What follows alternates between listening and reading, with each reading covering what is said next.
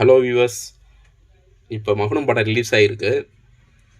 அது ரிவ்யூவர்ஸ் எல்லாம் வெளியே வரும்போது மீடியாக்காரங்க வந்து படம் எப்படி இருக்குது அப்படின்னு கேட்டதுக்கு, படம் வந்து நல்லா இல்லைங்க, மொக்கையாக இருக்குது, எந்த லாஜிக்குமே இல்லை, லாஜிக் இல்லைன்னா கூட பரவாயில்ல, படம் வந்து ஸ்க்ரீன் ப்ளேவும் நல்லா இல்லை, எதுவும் நல்லா இல்லை அப்படின்னு ஒரே காண்டாக இருக்குது அப்படின்னு சொல்லி பேசியிருக்காங்க.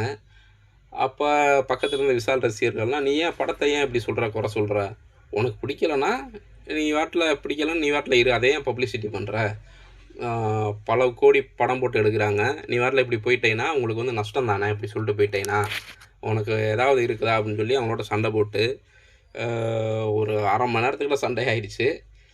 அப்புறம் வந்து கூல்ஸ் ரேஸ் கடைசியாக வந்து படத்தை யார் நல்லா இல்லைன்னு சொன்னது, படம் பயங்கரமான ஹிட்டு அப்படின்னு அவரும் கொஞ்சம் லேசாகணும் சர்ச்சையை கிளப்ப கடைசியில் பரபரப்பாக போய் முடிஞ்சிருக்கு.